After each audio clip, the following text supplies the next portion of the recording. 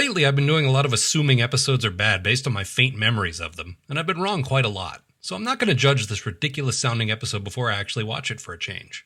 So we open with Spike and Carly riding around in Hoist. He's one of those slightly femmy faux English dudes we met earlier in the season, and happening upon a thrilling car chase, which happens to be staged for a movie.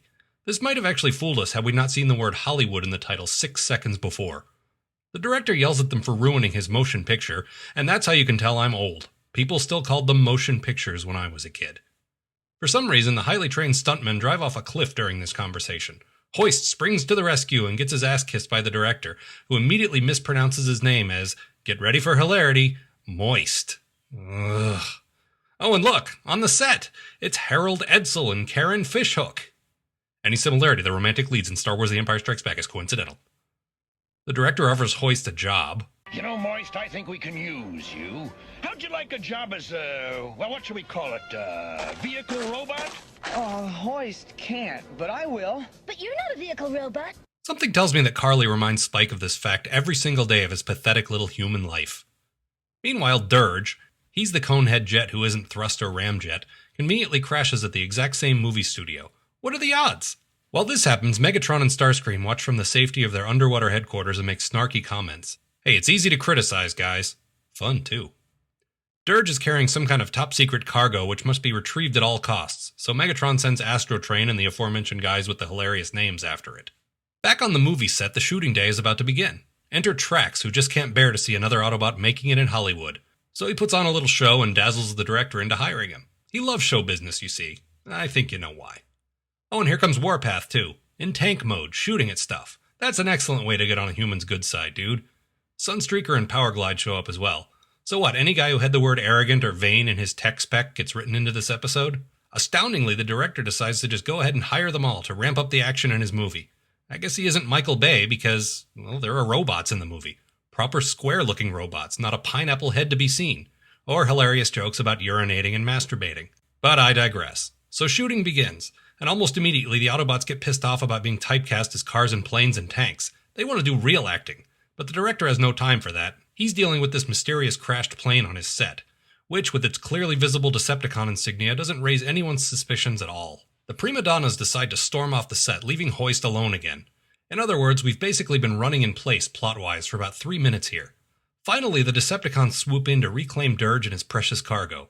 Then Thrust, and Thrust, escape. Double thrust. Back at Decepticon HQ, Megatron gloats over the ultimate weapon his guys have retrieved. But given the things he's classified as ultimate weapons recently, it could be anything. But what does it do, Megatron? Our clever leader doesn't know what it does. Insolent pile of scrap iron! It has been kept locked up on Cybertron in Wheeljack's workshop all this time. It must be deadly. It came out of Wheeljack's lab, and it's an ultimate weapon? Uh-huh. Unsurprisingly, all it does is shake and smoke a little. Some ultimate weapon, Megatron! Because of your bungling, it was left to soak in that swamp. Man, Starscream really takes some abuse in this one, and it wasn't even his fault this time. Megatron finds out that the Decepticons were filmed during the retrieval and freaks the fuck out, again. If the Autobots were to find out, never mind that one was standing right there on the set the whole time. Actually, we better not say anything to Megatron about that at all, or he might hit us. He's positively Galvatronian this week. Back on the set, the director's going over the dailies and decides that his footage is too good not to use. He's changing the movie entirely. Now it's about giant robots, which is a fine idea for a movie, really. Someone should make a movie like that someday.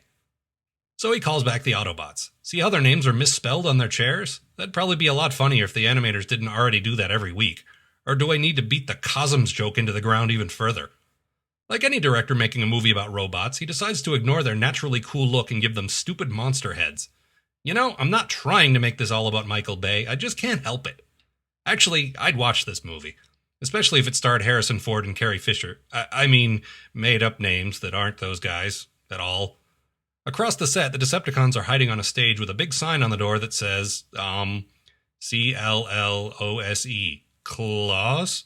Yeah, thanks for helping me make my point, guys. And hey look, Starscream gets more abuse. I personally oversaw the operation. Correction. The negative is still missing. How was I to know? I did what you told me. I followed your orders. I warned you, Starscream. Wait, why not just level the studio, destroying all the prints? I've had enough of you and your ideas. Megatron, don't! I'm too valuable to listen to this. Man, he's like a beaten wife at this point. Where's that cocky Starscream swagger? Megatron must be especially nuts this week. Look at this! Then we're suddenly in a Roadrunner cartoon as Rumble slips on the set and replaces the fake explosives with real ones. They practically gave him one of those plain red cylinders of dynamite here, or those round bombs. So classy. Actually, unsurprisingly, everyone comes out okay. I'm pretty sure that was a hasty bit of inconsequential peril for the act break. But you see how the camera stays in one place so you can see what's going on? Alright, I'll stop. The director gets upset about the chaos on his set, and Hoist calms him down. Hey, Hoist! He's in this episode! Yeah, I'm not really sure why they titled this Hoist Goes Hollywood.